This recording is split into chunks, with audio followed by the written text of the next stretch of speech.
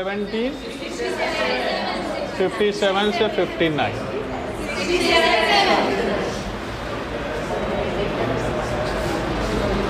ठीक, हुआ क्या था इस समय?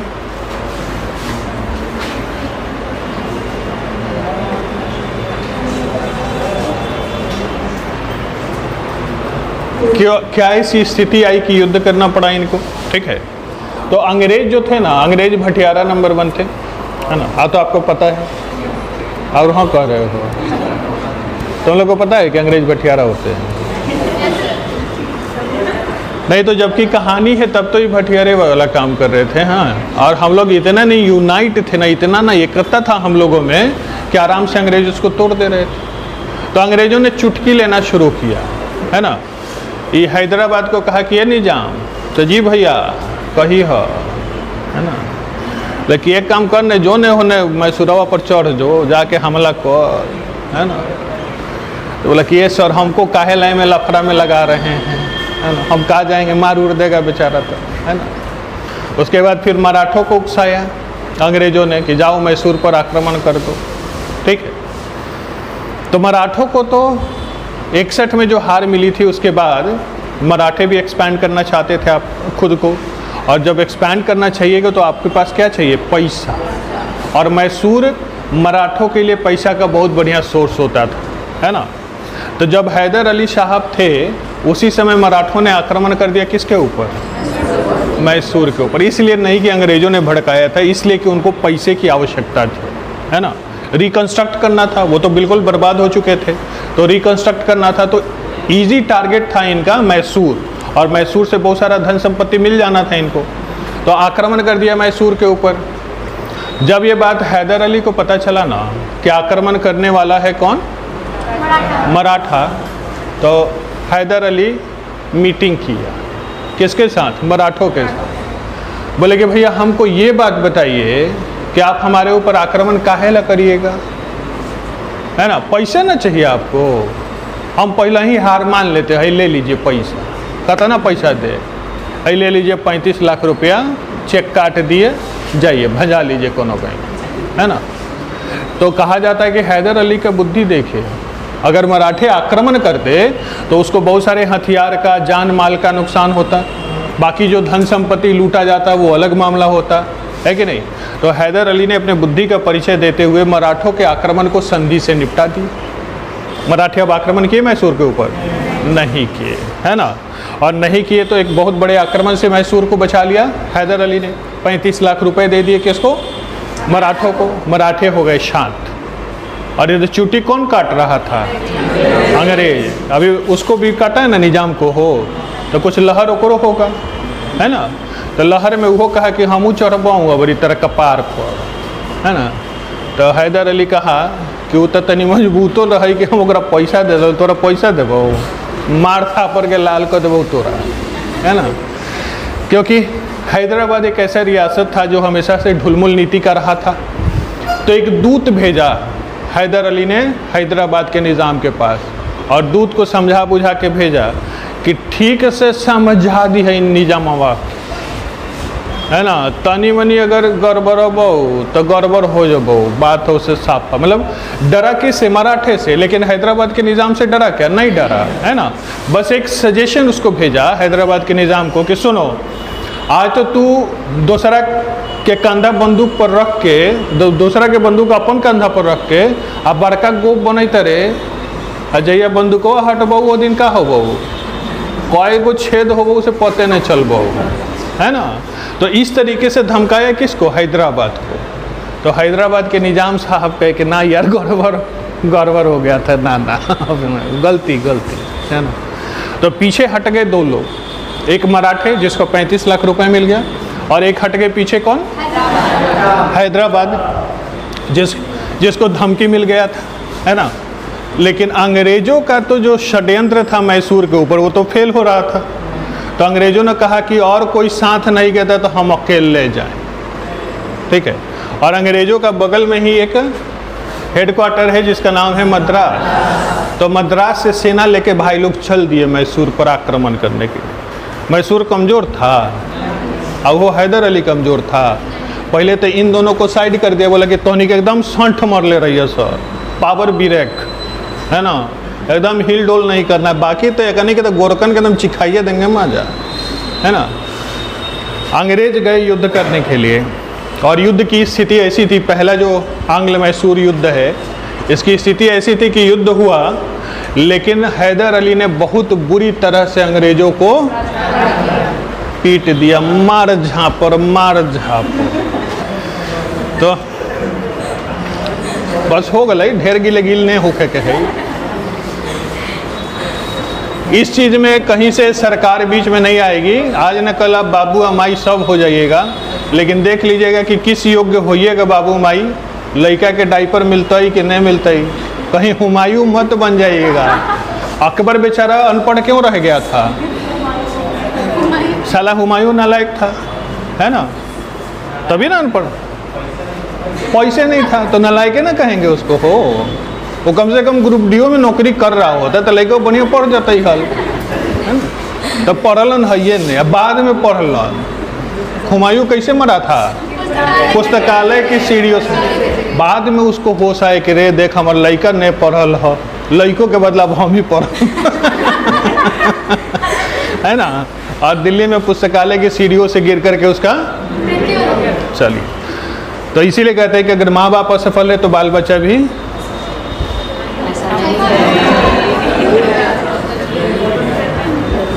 हो गई, ढेर गिले गिल हो जाए। कहाँ थे हम लोग,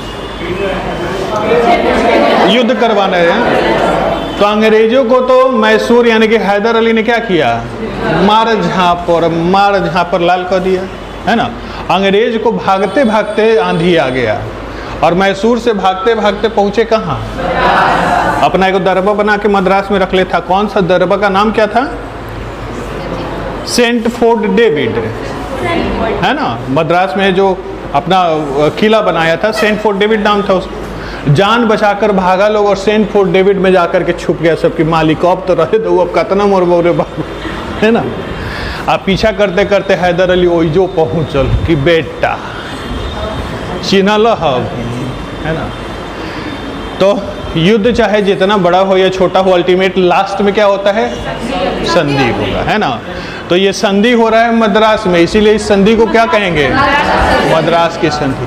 और इस संधि के बारे में बताया जाता है कि जब अंग्रेज और हैदर अली के बीच में संधि हुई है तो हैदर अली सिंहासन पर बैठल है, समझ रहे हैं, सिंहासन राजा का होता था उस समय, तो सिंहासन पर बैठल है, अंग्रेजवन नीचे ऐसे ठेवनी अले है कि मालिक, है ना। तो इससे समझ सकते हैं कि स्थिति कितनी बुरी थी उस समय अंग्रेजों की। तो इस तरीके से संधि हुई और हैदर अली के शर्तों पे संधि हुई। हैदर अली ने पहला शर्त रख, हाँ संधि कर रहे हैं ना, संधि किया जाए, ढेर थक गए लोग लड़के ना। तो अब संधि होगा, और संधि होगा तो किसकी, जीता कौन है पहले बताओ, हैदर अली। तो संधि किसकी शर्तों पे होगा, और हैदर अली का सबसे पहला ही शर्त होगा कि बेटा जितना खर्चा भयल है तनी हिसाब लगाओ रे, है ना। जैकेट सियली, कोट सियली, तरवाल बनैली, भाला बनैली, इतना आदमी के ले ली, इतना दौड़ ली, इतना खर्चा बोले, ये सब जोड़ के क्षतिपूर्ति किसके ऊपर, अंग्रेजों के ऊपर। अंग्रेज बोला कि मालिक जितना कहिए उतना दे देंगे, बस खाली जान छोड़ दीजिए, है ना। उसके अलावा और भी शर्त हुआ कि जो इधर से लोग पकड़े गए हैं या उधर से पकड़े गए हैं उसको छोड़ देना है। तो इस तरीके से हैदर अली के शर्तों पे संधि हुआ। अंग्रेज बहुत, ये लड़ा कौन था, मद्रास वाला लड़ा था तब, लेकिन बंगाल हेडक्वार्टर होता था ना इनका, है ना। मैसेज पहुंचा है बंगाल में, गोरकन पिटलवा सा ये का करे तारा बंगाल में, है ना। तो बंगाल वाला कहा कि रे तो उन्हीं के खबर काहे न कहला सा, मार बंदूक के जन लाल कर देंगे हम, है ना। तो अगले युद्ध की तैयारी होगी, और अगले युद्ध में ज़्यादा समय भी नहीं होगा, 1780 से 84, है ना, द्वितीय आंग्ल मैसूर युद्ध। एक्चुअली अंग्रेजों ने इंटेंशन बना लिया था, और अंग्रेजों के प्रयास को समझिए, एक बार युद्ध लड़ा, पीछे हटे, फिर युद्ध लड़ा, फिर पीछे हटे, फिर युद्ध लड़ा, फिर पीछे हटे, फिर युद्ध लड़ा। तो किसी चीज़ को बार बार अगर प्रयास कीजिएगा तो वो क्या होगा, आपको आज न कल मिल जाएगा। लेकिन हम लोग क्या करते हैं, घरे से समय जोड़ के चलेंगे, 6 महीना में पढ़ लेंगे, सब कंप्लीट कर लेंगे, एक नंबर एकदम 100 में 100 क्वेश्चन रंग देंगे, परसों जॉब हो जाएगा, ज्वाइनिंग आ जाएगा, काम खत्म है, 1 साल में लाइफ सेट। और साला जब पढ़ाई में घुसते हैं ना तो पता चलता है कि साला अभी तो मतलब 6 महीने या साल भर पढ़ लिए, और उसके बाद जब क्वेश्चन बनाने बैठते हैं तो मारे साला तो 40 गो क्वेश्चन है ना। और उसी समय कोनो चलाक लड़का या लड़की बगल में बैठ जाए और कह कि लाओ हम बना देव, और वो 40 को बना दिया बिना पढ़े ले, तब तो लगेगा कि जहर खा के मर जाए रे मर दे, हम काहे ला पढ़े 1 साल, है कि नहीं। तो देखो, आप जो पढ़ रहे हैं आप अपने नॉलेज बैंक को बड़ा कर रहे हैं, ठीक है, आप चीज़ों को समझ रहे हैं डिटेल में। और जिस दिन आप इसको नॉलेज बैंक को यूटिलाइज करने का मतलब, परफॉर्म करने का मतलब जब सेट अटैम्प्ट करेंगे तब, है ना। जैसे हथियार बनाना है, तलवार बनाना है, तलवार का चीज़ से बनता ही, पहले क्या चाहिए, लोहा, है ना। उसके बाद उसको क्या करेंगे, तलवार का शेप देंगे, है ना, यानी नॉलेज बैंक इकट्ठा कर रहे हैं, है ना। तो उसके बाद उसको काटेंगे उस शेप में, है, उसमें जो भी करना होगा उसको करके ठोक ठाक के तलवार का शेप बना देंगे। तो ये हो गया नॉलेज बैंक इकट्ठा कर लिया। लेकिन तलवार में भी धार है, बकरी कटता ही, आदमी के तो दूर के बात हो, बकरी कटत हो, आदमी कहाँ से कटत हो, है कि ना। तो क्या करना पड़ेगा, उसमें धार लगाना पड़ेगा, और धार लगाने के लिए उसको बार बार पत्थर पे घिसना पड़ेगा, कभी हिन्ने महे तो कभी पलट पलट, है ना। और एक बार अगर तलवार का इस्तेमाल कर लिया, फिर उसका धार चेक करना पड़ेगा और फिर रगड़ना पड़ेगा, है कि नहीं। तो आप पूरा जब क्वेश्चन बैंक मतलब पूरा नॉलेज बैंक इकट्ठा कर लेते हैं, उसके बाद आपको सेट अटैम्प्ट करना चाहिए, लगातार अटैम्प्ट करना चाहिए, और तब जा कर के जहाँ भी अटकी अपने नोट्स को रेफ़र कीजिए, आपने जो पढ़ा है उसको रेफ़र कीजिए, तब जाके इम्प्रूवमेंट होगा। और 40, 50, 60, 80, 90, 100 होते समय नहीं लगेगा, ठीक है। तो इतना प्रवचन देने का जरूरत था। अच्छा, अंग्रेज बराबर प्रयास किए थे इसलिए। अच्छा तो दूसरा युद्ध हो रहा है 1780 से 84। अच्छा, इस युद्ध का कारण क्या रहा?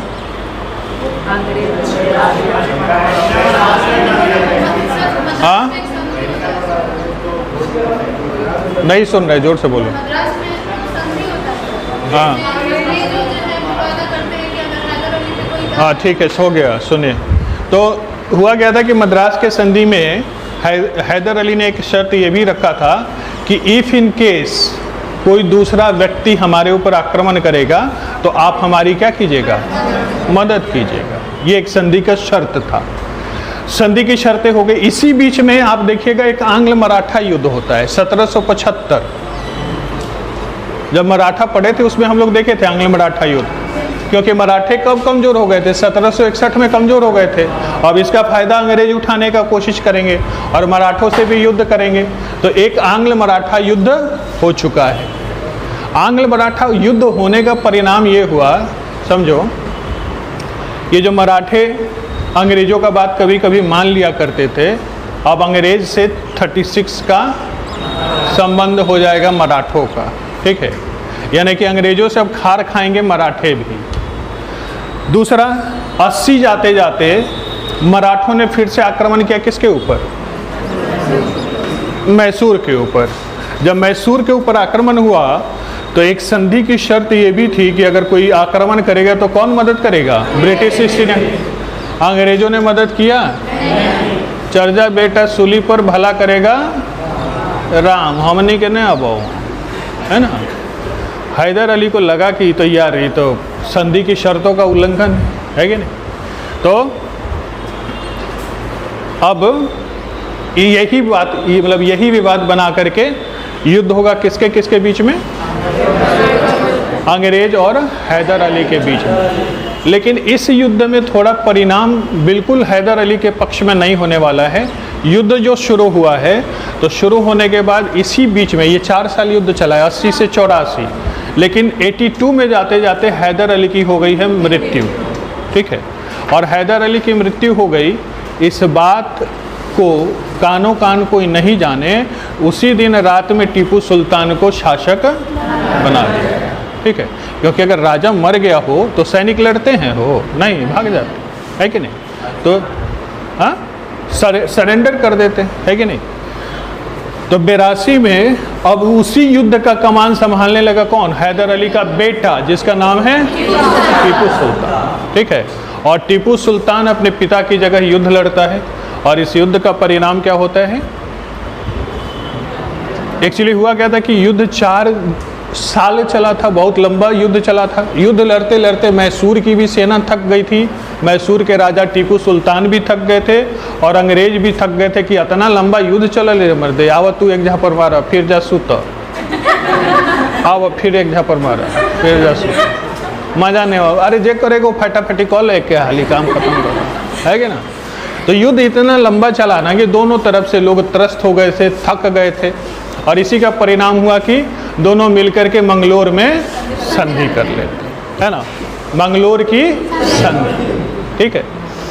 तो मंगलोर की संधि शर्तें, अभी इस बार क्या था ना कि टीपू सुल्तान भी बहुत अच्छे तरीके से जीते नहीं थे, अंग्रेजों की स्थिति भी बहुत बुरी नहीं थी, तो लगभग बराबरी में संधि हुआ। जो हारे जीते सब एक दूसरे को वापस कर लो, तुम्हारा तुम ले लो, हमारा हमको दे दो, मामला ख़त्म करो, ऐसा हुआ मंगलोर की संधि में। मैंगलोर की संधि हो गई। टीपू सुल्तान एक बड़ा घाव के रूप में उभर रहा था, ठीक है। टीपू सुल्तान अभी मराठे खार खाए हुए थे किससे? अंग्रेजों से, है ना, क्योंकि अंग्रेजों ने भी युद्ध कर लिया था मराठों से। तो मराठे अभी अगर टीपू सुल्तान चाहते तो मराठों से संबंध बेहतर कर सकते थे, और किए भी। अभी तीसरे युद्ध में हम लोग देखेंगे कि 3 लोग मिलकर के त्रिगुट संधि होगा, 3 लोग मिलेंगे। अभी हैदराबाद का निज़ाम मिल जाएगा, मराठे मिल जाएंगे और मैसूर मिल जाएंगे, और ये तीनों मिलकर अंग्रेज के खिलाफ लड़ेंगे। लेकिन युद्ध से पहले ही मराठे अपना पैर पीछे खींच लेंगे। ये तो निज़ाम साहब ढुलमुल थे ही थे, वो तो निकल ही जाएंगे, तो अकेले पड़ जाएगा कौन? मैसूर। क्यों निकल जाएगा मराठा भाई? तो ये समझो, ये जो टीपू सुल्तान थे ना, ये टिपिकली कहा जाता है कि धर्मांध थे। धर्मांध यानी कि अपने धर्म को लेकर के एकदम अंधे थे, और ज़बरदस्ती लोगों का धर्मांतरण अपने क्षेत्र में करवा रहे थे। तो ये मैसूर क्या था? मुस्लिम प्रांत था, है ना। टीपू सुल्तान क्या थे? इस्लाम धर्म को मानने वाले, और वहीं बगल में मराठे कौन थे? हिंदू धर्म को मानने वाले।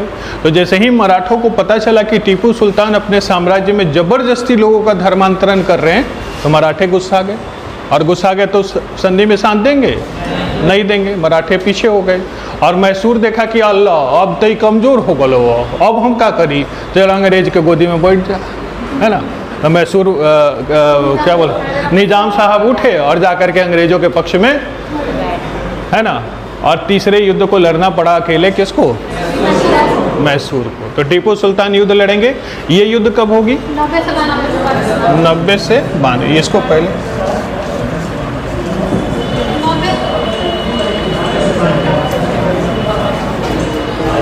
हो गई बस 2-4 मिनट और। अभी टीचर जी आए हैं नहीं, है ना अभी? चलिए, तो ये तीसरा युद्ध होने वाला है, और ये तीसरा युद्ध जो होगा, इस युद्ध में टीपू सुल्तान लड़ेंगे किससे? अंग्रेजों से। अंग्रेज इस युद्ध में टीपू सुल्तान पर पड़ेंगे भारी, और भारी पड़ेंगे। तो इनकी राजधानी, मैसूर की राजधानी कहाँ थी? श्रीरंगपट्टनम। मैसूर की राजधानी श्रीरंगपट्टनम। तो अंग्रेज भारी पड़ेंगे जब टीपू सुल्तान पे, और टीपू सुल्तान अपनी राजधानी श्रीरंगपट्टनम में बैठे हुए थे, उसको जाकर के अंग्रेज चारों तरफ से। अब टीपू सुल्तान के पास कोई ऑप्शन बचा ही नहीं था संधि के अलावे, या तो पूरा साम्राज्य चला जाता। तो इसी श्रीरंगपट्टनम में एक संधि होती है अंग्रेजों और टीपू सुल्तान के बीच में, जिसको कहते हैं श्रीरंगपट्टनम की, है ना। तो पहला हुआ मद्रास की संधि, दूसरा हुआ मैंगलोर की संधि, और तीसरा हुआ श्रीरंगपट्टनम की संधि। आपको ग्रुप सी और डी लेवल में ये बहुत पूछता है कि ये कब हुआ था, किसके किसके बीच में हुआ था, तो ये समय और नाम जरूर याद रखिएगा। अभी बताए नहीं, अभी त्रिगुट संधि में क्या हुआ था जी? मराठे, हैदराबाद का निज़ाम और मैसूर तीनों मिल गए, और तीनों मिल करके प्लान किए थे अंग्रेजों के खिलाफ युद्ध लड़ने का। यही त्रिगुट संधि था, लेकिन ये संधि चला नहीं, कारण भी बताया हमने। अब सुनिए, अभी श्रीरंगपट्टनम की संधि हो गई है और आंग्ल मैसूर युद्ध कौन सा हो चुका है? तीसरा। अब चौथा बाकी। अच्छा, इस तीसरे युद्ध में एक विशेष बात हुई। विशेष बात क्या हुई? टीपू सुल्तान हारे हुए थे ना, तो अब अंग्रेज अपने शर्त पे टीपू सुल्तान से क्या करेंगे? संधि करेंगे। और शर्त क्या रखा? 3 करोड़ रुपया गिन के मशीन लगा के चहुपा दी है, और जब ले नहीं चहुपेब तब ले तोहर 2 गो लड़का ले जाई था बंधक बना के। यानी टीपू सुल्तान के पुत्रों को बंधक बना करके ले गए अंग्रेज, और 3 करोड़ रुपए की मांग करी किससे? टीपू सुल्तान। ठीक है। 1799 अंग्रेज ऐसे व्यक्ति थे ना, या ऐसा इनका चरित्र था कि जैसे ही देखते थे कि कोई कमज़ोर हुआ है ना, तो तुरंत उसको मार के कूच देना पसंद करते थे, है ना। एक्चुअली हुआ क्या था कि अब ये जो टीपू सुल्तान थे, इनका संबंध फ्रांसीसियों से बढ़िया था। उधर फ्रांस की क्रांति चल रही थी, फ्रांस में, है ना। और मिस्र में नेपोलियन बोनापार्ट नाम का एक सेनापति था जो युद्ध लड़ रहा था, है ना। चिट्ठी लिखा, खिसियाल था कौन? टीपू सुल्तान। श्रीरंगपट्टनम की संधि हुई थी ना, टीपू सुल्तान एकदम खिसियाल था। लिख दिया पत्र बोनापार्ट को कि भैया बोनापार्ट जान बचाई हो, अइह तो तनी कुछ देवे के मिल के धो के, है ना।